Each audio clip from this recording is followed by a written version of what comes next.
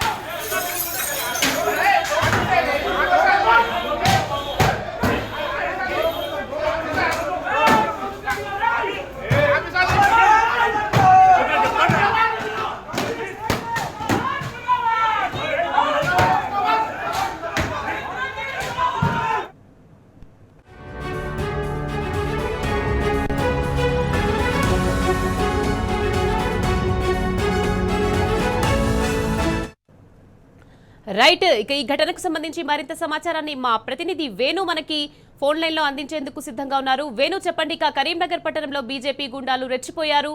మాజీ మంత్రి MLA Gangula Kamalakar camp కార్యాలయంపై బీజేపీ కార్యకర్తలు దాడికి తెగబడ్డారు. దీనికి సంబంధించి పూర్తి అప్డేట్స్ ఏంటి వేణు? కొద్దిసేపటి క్రితమే హుజూరాబాద్ ఎమ్మెల్యే అయినటువంటి కౌశిక్ రెడ్డి మీడియా సమావేశం నిర్వహించారు. నిన్న బండి సంజయ్ ఇటు కేటీఆర్ పై అనుచిత వ్యాఖ్యలు చేసిన నేపథ్యంలో వెంటనే దాన్ని ఖండించినటువంటి నేపథ్యం. ఎందుకంటే ఇలాంటి అనుచిత వ్యాఖ్యలు వ్యక్తిగత చేయడం అంటే హోం సహాయ మంత్రిగా ఉన్నటువంటి బండి సంజయ్ కి ఇది తగదు, ఎట్టి పరిస్థితుల్లో దీన్ని వెనక్కి తీసుకోవాలని చెప్పి కూడా మీడియా సమావేశం నిర్వహించినటువంటి పరిస్థితి.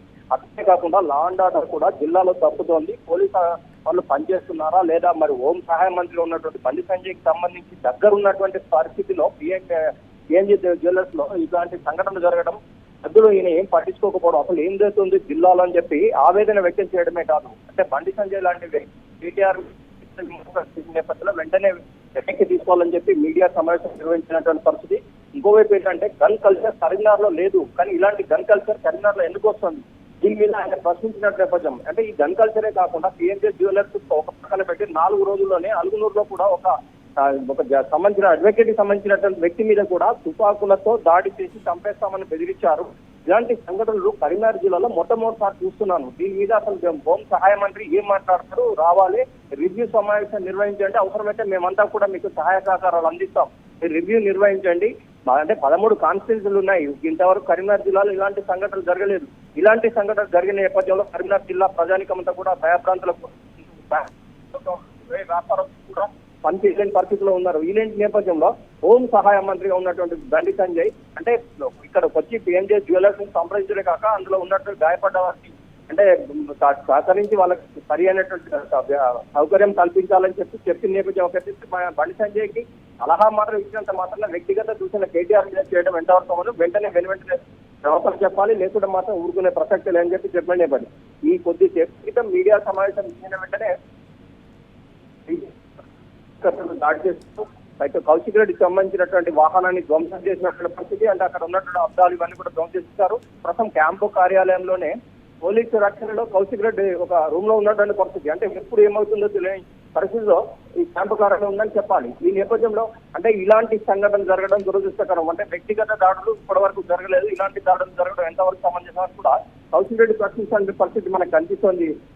అంటే ఏదేమైనా కానీ ఇలాంటి సంస్కృతి కరీంనగర్ జిల్లాలో లేదు. మొట్టమొదటిసారి దంకల్ ఇట్లా వ్యక్తిగత దాడులు వ్యక్తిగతంగా విమర్శలు చేయడం మాత్రం ఎంతవరకు సమంజసం అని చెప్పి కౌశిక్ రెడ్డి ప్రశ్నించే నేపథ్యం మనకు కనిపిస్తుంది. మొత్తం మీద అయితే ఇక్కడ క్యాంపు కార్యాలయంలో మొత్తం ఇవి కూడా ఉద్రిక్త పరిస్థితులు నెలకొన్నాయి.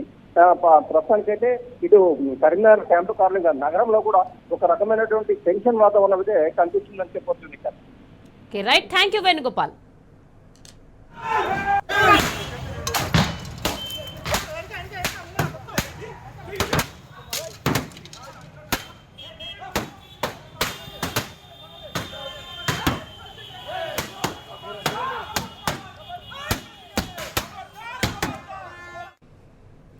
కరీంనగర్ పట్టణంలో బీజేపీ గూండాలు రెచ్చిపోయారు. మాజీ మంత్రి ఎమ్మెల్యే గంగుల కమలాకర్ క్యాంపు కార్యాలయంపై బీజేపీ కార్యకర్తలు దాడికి తెగబడ్డారు. ఎమ్మెల్యే క్యాంపు కార్యాలయంలో హుజూరాబాద్ ఎమ్మెల్యే కౌశిక్ రెడ్డి ఉన్నారనే సమాచారంతో దాడి చేయడానికి వచ్చారు బీజేపీ గూండాలు. క్యాంప్ ఆఫీస్ అద్దాలు పలగొట్టి విధ్వంసం సృష్టించారు. కేంద్ర హోంశాఖ సహాయ మంత్రి బండి సంజయ్ సొంత నియోజకవర్గంలోనే, అది కూడా ఒక ఎమ్మెల్యేకి రక్షణ లేకపోతే ఇక సామాన్యుల సంగతేంటి? బండి సంజయ్ పార్టీకి చెందిన మనుషులే ఇలా దాడులకు తెగబడితే కేంద్ర హోంశాఖ మంత్రిగా ఆయన గారు ఏం చేస్తున్నట్టు?